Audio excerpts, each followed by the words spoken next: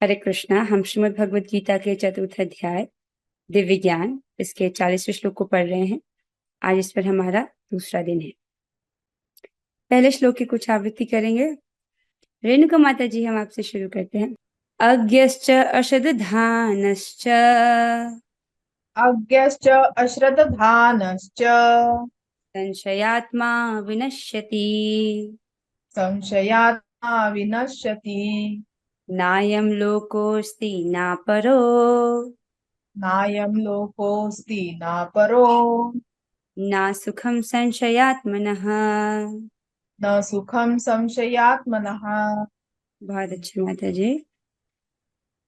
अनीता माता जी, आप गाइए। अज्ञश्च अशदधानश्च अज्ञश्च अश्रद्धधानश्च संशयात्मा विनश्यति। संशयात्मा विनश्यति। नायं लोकोऽस्ति न परो नायं लोकोऽस्ति न परो न सुखं संशयात्मनः। न सुखं संशयात्मनः। बहुत सुंदर माता जी। कृष्णांश प्रभु जी, आप गाइए। अज्ञश्च अशदधानश्च अज्ञश्च अश्रद्धधानश्च संशयात्मा विनश्यति। संशयात्मा विनश्यति। नायं लोकोऽस्ति न परो नायं लोकोऽस्ति न परो न सुखं संशयात्मनः। न सुखं संशयात्मनः। बहुत सुंदर प्रभु जी। इस श्लोक को हम पिछली कक्षा में भी पढ़ रहे थे, right? तो आपने क्या पढ़ा था? इस श्लोक में भगवान कह रहे हैं, किंतु जो अज्ञानी तथा श्रद्धा विहीन व्यक्ति शास्त्रों में संदेह करते हैं वे भगवत भावनामृत नहीं प्राप्त करते, अपितु नीचे गिर जाते हैं। संशय आत्मा के लिए न तो इस लोक में न ही परलोक में कोई सुख है। संशय आत्मा अर्थात वो आत्मा जो हमेशा संशय करती रहती है, हमेशा शक करती रहती है, हमेशा डाउट करती रहती है, ये सच है नहीं है। संशय में जो फंसा रहता है वो कभी कार्य नहीं कर पाता। यदि किसी के मन में डाउट है तो वहीं पे अटक जाता है, वो आगे नहीं बढ़ पाता। इसको आप पढ़ रहे थे। अज्ञश्च अश्रद्धानश्च, जो अज्ञ है और जो अश्रद्धावान है, ठीक है, जिसके पास श्रद्धा नहीं है, दिव्य श्रद्धा नहीं है, जिसके पास शास्त्रिक श्रद्धा नहीं है, और जो मूर्ख है, ठीक है, ऐसा जो संशयात्मा है वो विनश्यति अर्थात उसका पतन होता है, वो गिर जाता है। ठीक है। नायम लोकोस्ति, ना परो, ना इस लोक में ना ही परलोक में। ना सुखम, उसको सुख नहीं प्राप्त होता। किसको? संशयात्मनः, जो संशयात्मना है। श्रद्धावान कौन है? वो व्यक्ति जो समझता है कि यदि मैं कृष्ण भावनामृत वाले कार्य करूंगा तो मुझे जीवन की परम सिद्धि प्राप्त होगी, वो श्रद्धावान व्यक्ति। लेकिन जो अश्रद्धावान व्यक्ति है उसको हमेशा संशय ही रहेगा, क्या जप करने से सच में मेरे पाप नष्ट हो जाएंगे? तो वो उस प्रकार से उसको कभी स्वीकार नहीं कर पाएगा। इसलिए भगवान कहते हैं उसे ना तो इस लोक में न परलोक में कोई सुख प्राप्त होता है। हम कल इस चीज को पढ़ रहे थे कि जब भी हम भगवान, शास्त्र या आत्मा इत्यादि शब्द सुनते हैं, इस प्रकार के शब्दों को बोलते हैं, तो अधिकांश लोग हमें कहते हैं कि इसका क्या प्रमाण है, राइट? अगर भगवान है तो उन्हें दिखाओ। इस प्रकार से वो लोग आर्ग्यूमेंट करते हैं। तो इसी श्रृंखला में हम पढ़ रहे थे, वेदों में 3 प्रकार के मुख्य प्रमाण बोले गए हैं। प्रत्यक्ष प्रमाण। प्रत्यक्ष प्रमाण क्या होता है? प्रत्यक्ष प्रमाण अर्थात आंखों देखा विश्वास करना, जो आपकी इंद्रियां जो आपको इंफॉर्मेशन दे रही है उन पर विश्वास करना। इसको एक प्रकार से बोलते हैं प्रत्यक्ष उपासना। मनुष्य इसी चीज में फंसा रह जाता है, जो दिख रहा है उसकी उपासना करता है। मतलब ये शरीर, बच्चे, परिवार आदि वो दिख रहा है तो उसी की, राइट, उन्हीं की सेवा में लगा हुआ है। पहला तो प्रत्यक्ष प्रमाण, आंखों देखा, हमारी जो इंद्रियां हमको संदेश दे रही हैं उस पर विश्वास करना। दूसरा अनुमान प्रमाण, और तीसरा शब्द प्रमाण। हम इस विषय में कल पढ़ रहे थे। हाँ, और भी भक्त बोल रहे हैं वह ज्ञान जो प्रत्यक्ष इंद्रियों द्वारा अनुभूति हो। हाँ, यस रेणुका माता जी, करेक्ट। ओके, तो हम इसको कल पढ़ रहे थे। प्रत्यक्ष प्रमाण जो है वो फेल हो जाता है क्योंकि हमारी इंद्रियां अपूर्ण है, राइट? वो हमको भ्रमित कर देने वाली इंफॉर्मेशन देती हैं। और आपने अनुमान प्रमाण के विषय में भी पढ़ा कि ये भी ज्ञान प्राप्ति का ठीक तरीका नहीं है। तो ऐसे भी हम सही चीज पर नहीं पहुंच पाते हैं। सो हम शब्द प्रमाण के विषय में चर्चा कर रहे थे, राइट। शब्द प्रमाण अर्थात उस अधिकृत सोर्स से है जो परिपूर्ण है तथा समस्त दोषों से मुक्त हो, उसको हम शब्द प्रमाण कहते हैं, उसमें कोई दोष नहीं हो, ठीक है। और इसे अपौरुषेय कहा जाता है, राइट। इसमें कोई त्रुटि नहीं है, कोई दोष नहीं है, क्योंकि इसको स्वयं भगवान ने बोला है। इसी श्रृंखला में हम थोड़ा आगे पढ़ रहे थे। देखिए, जब हम शब्द प्रमाण को समझते हैं तो हमारे भौतिक जीवन में भी हम शब्द प्रमाण पर भरोसा करते हैं। देखिए, आप ट्रैवल कर रहे हो, ठीक है, आप गाड़ी में बैठे हो, आपको मथुरा जाना है। अब मथुरा जाना है तो आप साइन बोर्ड को देखते हो, साइन बोर्ड पे लिखा हुआ है कि यहाँ से 54 किलोमीटर आगे है। तो आपने देखा, पढ़ा और विश्वास कर लिया। क्या आपने सच में नापा है यहाँ से रोड से? आप उसको नहीं नापते हो। आपको पता है कि जिस अथॉरिटी ने ये साइन बोर्ड रखा है वो प्रमाणिक अथॉरिटी है और उन्होंने सही लिखा है। इस प्रकार से आप विश्वास करते हो और आगे बढ़ जाते हो उसी दिशा में, है कि नहीं? तो ये एक प्रकार से विश्वास है, ठीक है। उसी प्रकार से भूगोल की किताब में हम पढ़ते हैं कि घाना एक एक जगह का नाम है जो अफ्रीका में है। तो आप वहां कभी गए नहीं हो, पर क्योंकि वो ज्योग्राफी की किताब में है, मैप में दिख रहा है, तो आप मानते हो कि हाँ ऐसा है, तो आपने उसे स्वीकार कर लिया। वहां पर भी तो आप मान रहे हो। ऐसा तो नहीं है कि भूगोल की किताब के नक्शे में जितनी भी जगह वहां पर आप गए हो, आप उसे पढ़ के स्वीकार कर रहे हो, राइट। उसी प्रकार से जैसे आप साइंस में पढ़ते हो कि बहुत प्रकार के माइक्रो ऑर्गेनिजम्स होते हैं, आपने उसमें से किसी भी माइक्रो ऑर्गेनिज्म को नहीं देखा, राइट। अगर आपने ये वाला एक्सपेरिमेंट ना किया हो तो आपने नहीं देखा, लेकिन क्योंकि वो आपकी साइंस की किताब में लिखा है, राइट, अमीबा, माइटोकॉन्ड्रिया वो है, तो आप उसको सुन के स्वीकार करते हो, राइट। तो आप देख रहे हो, भौतिक ज्ञान के लिए भी हम शब्द प्रमाण पर, राइट, जो भौतिक शब्द प्रमाण है, भौतिक शब्द प्रमाण अर्थात जो आप मान रहे हो किसी प्रमाणिक संस्था ने लिखा है, आप उस पर विश्वास करते हो, राइट। तो अपने दैनिक जीवन में हम प्रायः कुछ जानकारियां अथवा ज्ञान को केवल इसीलिए स्वीकार कर लेते हैं क्योंकि उनका स्रोत प्रमाणिक होता है, यद्यपि उनका हमें स्वयं कोई अनुभव नहीं होता। फॉर एग्जाम्पल, अगर आप दवाई ले रहे हो, विटामिन डी की टैबलेट्स ले रहे हो, तो उसमें भी लिखा होता है 60,000 IU, राइट। तो आपने नापा तो नहीं है, पर आप जानते हो कि प्रमाणिक, राइट, अथॉरिटी के द्वारा ये आया है, तो आप उसको स्वीकार कर रहे हो, राइट। तो भौतिक जीवन में भी, राइट, हम इस पर रिलाय करते हैं, इस प्रकार से श्रद्धा रखते हैं। जब भौतिक जीवन में ऐसा है तो आध्यात्मिक जीवन में भी इसका महत्व है। देखिए, प्रमाणिक स्रोत से ज्ञान प्राप्त करना हितकारी तथा आवश्यक दोनों है। जब हम प्रमाणिक स्रोत से जब ज्ञान लेते हैं तो पहला वो हमारे लिए हितकारी होता है और जरूरी भी है। फॉर एग्जाम्पल, अगर दवाई पे लिखा है आपकी 60,000 IU, या आप जो भी दवाई खाते हो 500 mg, राइट, अगर आपको उस पर संदेह होने लगे, आप विश्वास ही ना करो, तो आप कभी दवाई खा ही नहीं पाओगे, राइट। तो हमारे लिए हितकारी है। और इसमें भी 3 बातें देखो कि अन्य कोई विकल्प नहीं है, आपको स्वीकार करना ही पड़ेगा, कोई और ऑप्शन नहीं है। समय की बचत है, सुविधाजनक है और सुरक्षित है, क्योंकि आप जान रहे हो कि एक प्रमाणिक रूप से इस पे जो लिखा है वो प्रमाणिक संस्था ने लिखा है। तो हम अब इस बात को समझिए कि हम श्री भगवान को अपनी अपूर्ण इंद्रियों एवं सीमित बुद्धि द्वारा नहीं समझ सकते। अगर कोई व्यक्ति कहे मुझे भगवान दिखाओ, तो वो चाह रहा है कि उसकी भौतिक इंद्रियों के समक्ष उसको भगवान दिख जाए, राइट। भौतिक इंद्रियों से वो भगवान को देखना चाहता है, जबकि भगवान का नाम क्या है? अधोक्षज, अर्थात जो हमारी प्राकृत इंद्रियों की पकड़ में नहीं आते। आप समझ रहे हैं? हम अपनी प्राकृत, ये जो भौतिक इंद्रियां हैं, इनसे भगवान को नहीं देख सकते, इसलिए उनका नाम अधोक्षज है। भगवान को अपनी अपूर्ण इंद्रियों एवं सीमित बुद्धि द्वारा नहीं समझ सकते, राइट। अब सीमित बुद्धि द्वारा नहीं समझ सकते, देखिए, हम सभी सारे जीवों में सर्वश्रेष्ठ हैं ब्रह्मा जी। उनका पूरा शरीर बुद्धि तत्व से बना है, राइट। तो अगर आपने श्रीमद् भागवतम में सुना है, तो जब ब्रह्मा जी प्रकट होते हैं गर्भोदक्षाय विष्णु जी की नाभि कमल से, तब, राइट, तब वो सोचते हैं कि मेरा स्रोत क्या है। वो सोचते हैं कि ये कमल है, तो ये कमल कहीं से तो आया होगा, इसका कुछ तो स्रोत होगा। तो वो कमल की नाल से नीचे प्रवेश करते हैं और सब जगह ढूंढ के आते हैं, उनको कहीं एंड मिलता ही नहीं। पूरी जगह ब्रह्मांड में वो चक्कर लगाते हैं, पर उनको कुछ प्राप्त नहीं होता, अंत में अपने कमल के आसन पे वापस विराजमान होते हैं। तब भगवान उन पर कृपा करके उनको तप तप करके शब्द उच्चारण करते हैं, उनको सुनाई देता है तप तप। फिर वो तपस्या करते हैं, कितना? देवताओं के 1000 दिव्य युग जितना। उसके बाद भगवान की तपस्या से प्रसन्न होते हैं, फिर उनको अपना सौम्य रूप, अपना दर्शन देते हैं, राइट।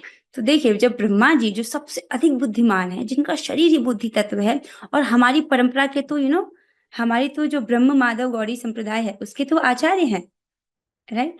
तो देखिए, जब उनको भी भगवान का दर्शन प्राप्त करने के लिए तपस्या करने की आवश्यकता पड़ी, तो हम मनुष्यों का तो कहना ही क्या, हम हैं ही कौन, राइट। हम तो एक इनसिग्निफिकेंट से जीव है ना।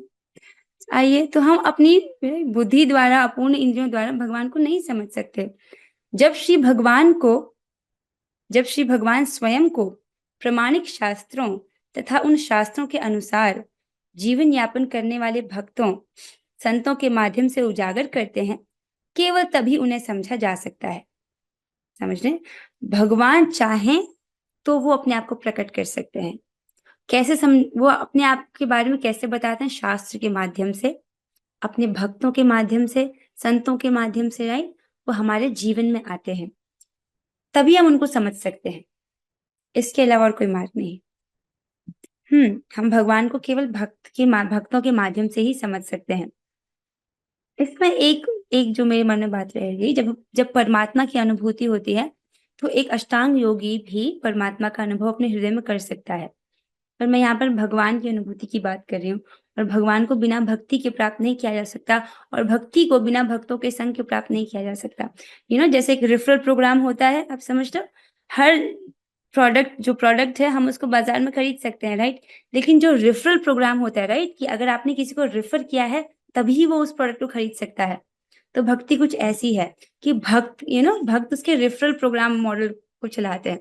भक्त के द्वारा ही हमको भक्ति प्राप्त होती है, राइट। आगे चलते हैं। गुरु कृष्ण प्रसाद पाए भक्ति लता बीज। अब आगे बढ़ते हैं। तो शब्द प्रमाण का अर्थ ये हम पढ़ चुके हैं कि जो शब्द प्रमाण होता है अर्थात भगवान की वाणी, क्योंकि ये भगवान से ही आया है तो इसमें कोई भी दोष नहीं है, राइट। ऐसा कौन व्यक्ति हो सकता है जो सब प्रकार के दोषों से मुक्त हो? वो स्वयं भगवान है। इसीलिए श्री भगवान ही ऐसे हैं जो हमें दोष रहित ज्ञान प्रदान कर सकते हैं। ओके, अब यहाँ पर कुछ उदाहरण दिए गए हैं, राइट। अब इसको समझिए। कई बार हमें लगता है कि वैदिक ज्ञान हमारी इंद्रियों द्वारा प्राप्त ज्ञान से मेल नहीं खाता। वैदिक ज्ञान जो कह रहा है और हमारी इंद्रियां जो ज्ञान हमको दे रही हैं, ऐसा लग सकता है कि वो मिसमैच है, मेल नहीं खाता, और इसीलिए सत्य नहीं है। परंतु हमने देखा है कि किस प्रकार हमारी इंद्रियां ज्ञान प्राप्ति हेतु विश्वसनीय नहीं होती हैं। इसलिए हमें वैदिक ज्ञान को स्वीकार करना चाहिए। पहला यहाँ पर उदाहरण दीजिए, जो पशु मल होता है, अर्थात एक पशु का मल, वो तो अपवित्र होता है। एक जानवर का मल हर स्थिति में अपवित्र है, लेकिन शास्त्र कहता है कि गाय का जो गोबर है वो पवित्र है, राइट। अगर एक स्थान को गोबर से लीप लिया जाए तो वो स्थान इतना पवित्र हो जाता है कि देवता भी वहां पर आकर भ्रमण करते हैं। आप समझते हैं इसको?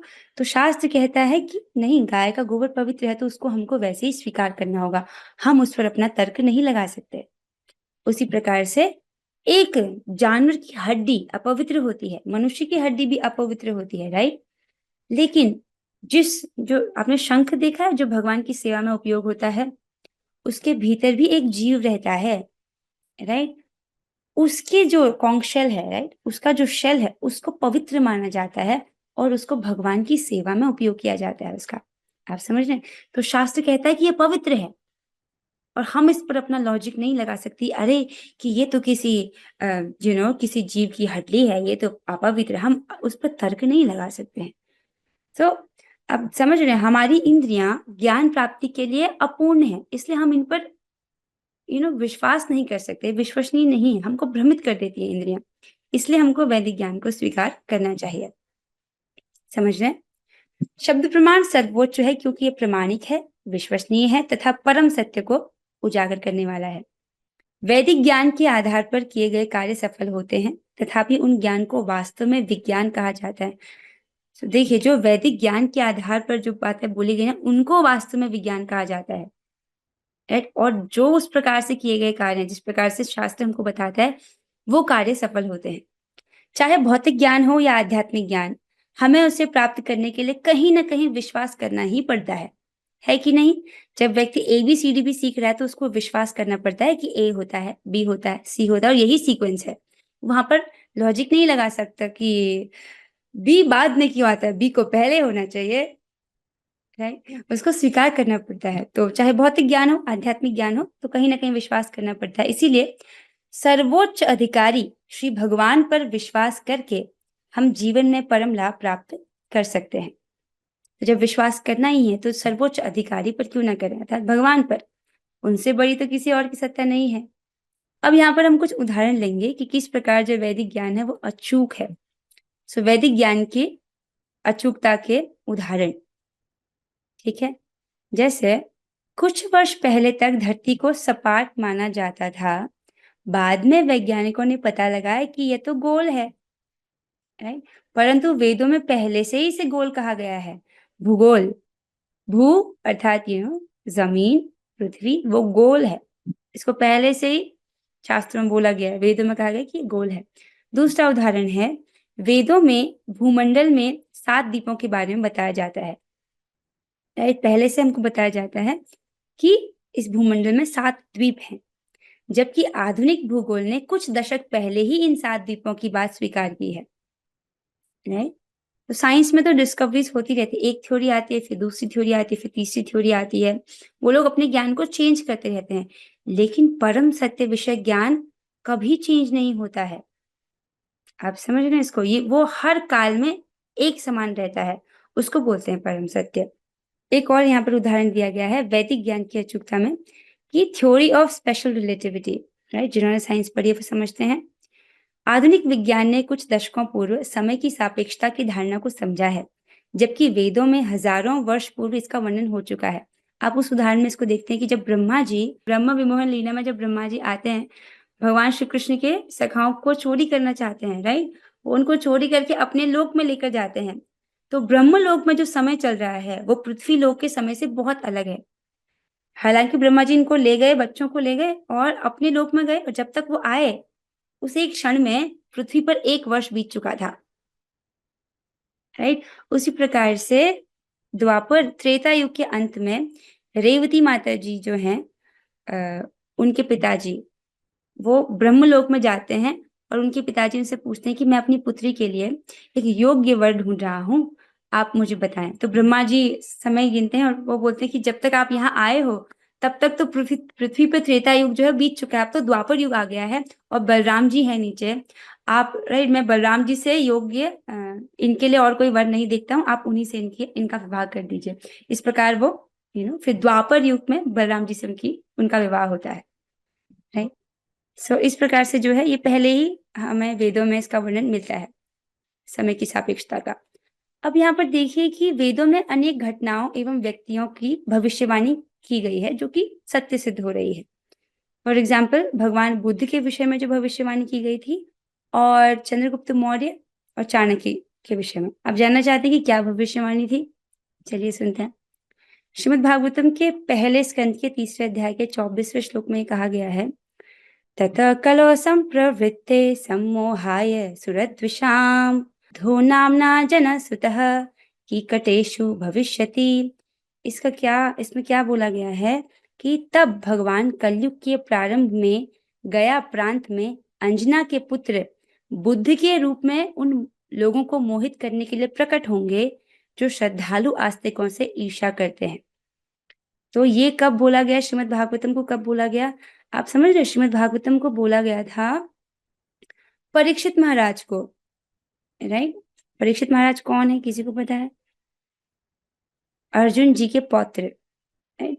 जो भगवत गीता बोली जा रही है वो भगवान अर्जुन को बोल रहे हैं, लेकिन परीक्षित महाराज हैं उनके पौत्र, अर्जुन जी के पुत्र हैं अभिमन्यु, अभिमन्यु के पुत्र हैं परीक्षित महाराज, उनको श्रीमद् भागवतम बोली जा रही है। तो आप समझ रहे हैं ना, ज्यादा अंतर नहीं है भगवत गीता कब बोली गई और भागवतम कब बोली गई में, राइट। तो भागवतम तब बोली, भगवत गीता कब बोली गई, 5000 वर्ष पूर्व। तो भागवतम भी उसी अराउंड बोली गई है, राइट, अर्जुन जी के पौत्र को बोली गई है। तो तब भविष्यवाणी कर दी गई थी कि बुद्ध के रूप में भगवान आएंगे, और बुद्ध कब आए, 2500 वर्ष पूर्व। तो सोच रहे कि 2500 साल पहले ये भविष्यवाणी हो चुकी थी कि बुद्ध भगवान आएंगे भविष्य में, और वो सत्य हुई, राइट। और एक और भविष्यवाणी ली गई है श्रीमद् भागवतम के 12वें स्कंद के पहले अध्याय का 11वां श्लोक। नवनंदान द्विजः कश्चित् प्रपन्नानुदरिष्यति तेषाम अभावे जगतिम मौर्या भोक्षन्ति वै कलो। इसमें कहा गया है, कोई एक ब्राह्मण अर्थात चाणक्य राजा नंद तथा उसके 8 पुत्रों के साथ विश्वासघात करेगा और उनके वंश का विनाश कर देगा। उनके न रहने पर कलयुग में मौर्यगण विश्व पर शासन करेंगे।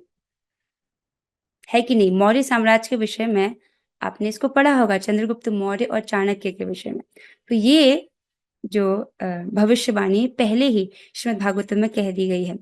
यहाँ तक कि बहुत सारी भविष्यवाणी है। फॉर एग्जाम्पल अगले मनवंतर में, हमारा मनवंतर बीत जाने के बाद जो अगला मनवंतर है उसमें जो इंद्र का पद संभालेंगे वो बलि महाराज होंगे। हाँ, बलि महाराज। बहुत सारी भविष्यवाणियां बोली है, जिसको अगर इंटरेस्ट हो तो आप पढ़ सकते हो, श्रीमद् भागवतम पढ़नी होगी उसके लिए। तो आप समझ रहे हैं, शब्द प्रमाण अचूक है, राइट। ये सब भविष्यवाणियां बहुत पहले कर दी गई थी, और कलयुग के विषय में भी भविष्यवाणियां कर दी गई हैं पहले से। हम अपनी इंद्रियों, प्रत्यक्ष प्रमाण भरोसेमंद नहीं है, अनुमान प्रमाण भरोसेमंद नहीं है, इसलिए शब्द प्रमाण ही जो है वो सर्वश्रेष्ठ है। उसके अलावा हमारे पास कोई और विकल्प भी नहीं है, राइट। और ये हमारे लिए हितकारी भी है और इसमें समय की बचत भी है। तो इस प्रकार से जो है, जो शब्द प्रमाण है उसको हमें स्वीकार करना चाहिए। तो शब्द प्रमाण अर्थात शास्त्रों पर विश्वास करना, राइट, भगवान की वाणी पर विश्वास होना। तो इसीलिए भगवान कह रहे हैं कि जो अज्ञानी तथा श्रद्धा विहीन व्यक्ति शास्त्रों में संदेह करता है, राइट, शब्द प्रमाण पर उसको विश्वास नहीं है, वे भगवत भावनामृत नहीं प्राप्त करते, अपितु नीचे गिर जाते हैं। और इस प्रकार के जो संशयात्मा है, जो शास्त्रों में संदेह करते हैं, ना तो इस लोक में ना ही परलोक में कोई सुख प्राप्त करते हैं। आई होप ये श्लोक अब बहुत स्पष्ट हो रहा होगा। अनुवाद और तात्पर्य कृष्ण कृपा मूर्ति श्री श्रीमद एसी भक्ति वेदांत स्वामी प्रभुपाद द्वारा। प्रभुपाद जी कहते हैं, भगवत गीता सभी प्रमाणिक एवं मान्य शास्त्रों में सर्वोत्तम है। जो लोग पशु तुल्य हैं, उनमें न तो प्रमाणिक शास्त्रों के प्रति कोई श्रद्धा है और न उनका ज्ञान होता है। और कुछ लोगों को यद्यपि उनका ज्ञान होता है और उनमें से वे उदाहरण देते रहते हैं, किंतु उनमें वास्तविक विश्वास नहीं करते। इसको समझिए, पहली लाइन में ही प्रभुपाद जी ने क्या तात्पर्य लिखा है। तो मुझे प्रभुपाद जी जो लिखते बहुत पसंद आता है। देखिए, वो कह रहे हैं कि भगवत गीता सभी प्रमाणिक एवं मान्य शास्त्रों में सर्वोत्तम है, सारे उपनिषदों का सार है, सारे वेदों का सार है भगवत गीता, राइट। जो इसको नहीं मान रहा है वो मूर्ख है, वो व्यक्ति। क्या बोल रहे हैं प्रभुपाद जी, वो पशु तुल्य है। प्रभुपाद जी सीधे समझाते हैं कि जानवर और मनुष्य में यही भेद है कि मनुष्य भगवान को समझ सकता है, राइट, और जानवर भगवान को नहीं समझ सकता। जो व्यक्ति मनुष्य के शरीर में है लेकिन भगवान को नहीं समझ रहा है, तो वो 2 पैरों पर चलने वाला पशु ही है। तो वो यही कहना चाहते हैं, जो लोग पशु तुल्य हैं, राइट, वो भगवान, जो पशु है भगवान को समझ ही नहीं सकता। तो उनमें न तो प्रमाणिक शास्त्रों के प्रति कोई श्रद्धा होती है, न उनका ज्ञान होता है, राइट। जैसे भगवान ने कहा अज्ञश्च, वो लोग अज्ञ हैं, मूर्ख हैं। और तो ये तो पहले कैटेगरी के लोग हैं जो अज्ञ हो गए। दूसरा, कुछ लोगों को यद्यपि उनका ज्ञान होता है, राइट, और उनमें वे उदाहरण देते हैं, किंतु उनमें वास्तविक विश्वास नहीं करते।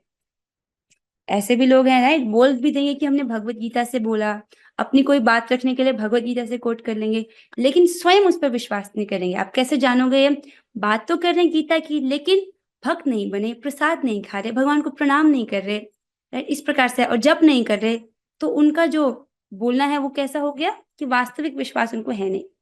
यहाँ तक कि कुछ लोग जिनमें भगवत गीता जैसे शास्त्रों में श्रद्धा होती भी है, राइट, फिर भी वे ना तो भगवान कृष्ण में विश्वास करते हैं, ना उनकी पूजा करते हैं। ऐसे भी भारत में बहुत सारे लोग हैं, भगवत गीता को मानेंगे लेकिन कृष्ण की पूजा नहीं करेंगे। तो उस प्रकार की मान्यता का क्या अर्थ है, राइट।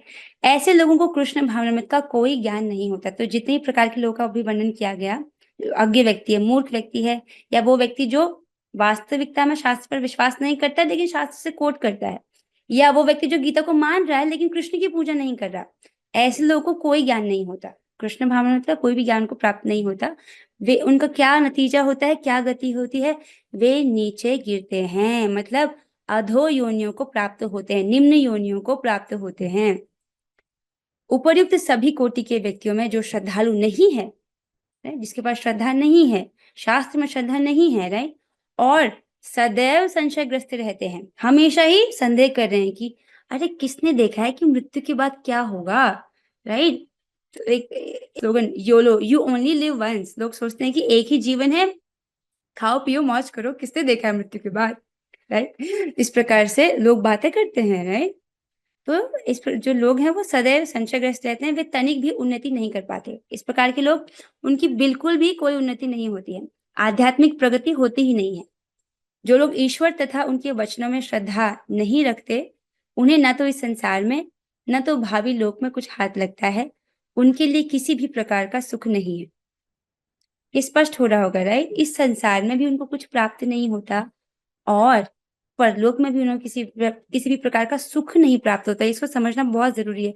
हो सकता है कि वो व्यक्ति बहुत धनी हो, बहुत बड़े महल में रह रहा हो, पर जरूरी नहीं है कि वो सुखी हो, राइट। हो सकता है कि वो नींद आने के लिए नींद की गोलियां खाता हो, राइट। सो दिस इज, और बहुत सारा पैसा अपने इलाज में लगाता हो, शरीर का रोग ठीक करने में लगाता हो, रिश्तों में बहुत कलह हो, तो राइट, व्यक्ति भौतिक रूप से अमीर दिख सकता है लेकिन सुखी नहीं रहेगा। इससे आगे मैं सोच रही हूँ कल पढ़ेंगे क्योंकि आज समय हो गया है। सो किसी भक्त का कोई प्रश्न है तो वो देख लेते हैं।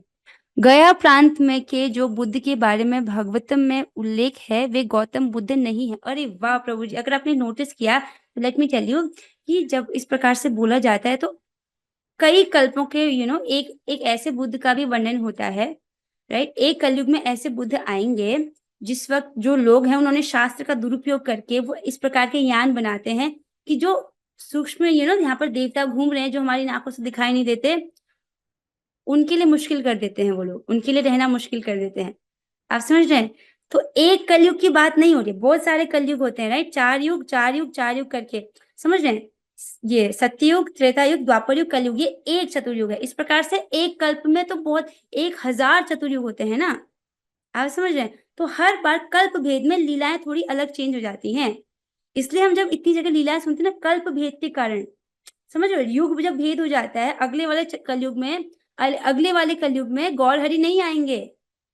जो हमारे वाले इस बार जो चैतन्य महाप्रभु है ना, गौर हरि, वो सबको गोलोक ले जाने के लिए आए हैं, लेकिन अगले वाले कलयुग में गौर नारायण आएंगे, वो सबको वैकुंठ लेकर जाएंगे अगले वाले के, समझ रहे हो आप। तो हर चतुर्युग में थोड़ा सा लीला भेद होता है, राइट। तो उसमें ऐसी बहुत सारी भविष्यवाणियों का वर्णन है, उसके लिए आपको डिटेल से श्रीमद् भागवतम पढ़ना पड़ेगा। ओके, सो आई थिंक यहीं तक हुआ आज, इससे आगे हम कल पढ़ेंगे। अब हम 3 बार हरे कृष्ण महामंत्र करेंगे। आप लोग अपने माइक को ऑन कर लीजिए। हरे कृष्णा कृष्णा कृष्णा हरे हरे, हरे राम राम राम हरे हरे, हरे कृष्णा कृष्णा कृष्णा हरे हरे, हरे राम राम हरे कृष्णा कृष्णा कृष्णा हरे हरे, हरे राम राम राम हरे हरे।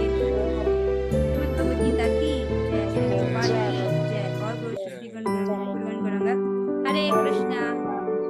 आप सबको बहुत बहुत धन्यवाद, थैंक यू फॉर ज्वाइनिंग। ये जो गया वाला प्रश्न था ना प्रभु जी, इसको एक बार आप रिसर्च करना, किसने पूछा, अनिता माता जी, आप उस एक बार वापस पढ़ना, ठीक है, फिर आप मुझे बताना, वहां से पढ़ के बताइए।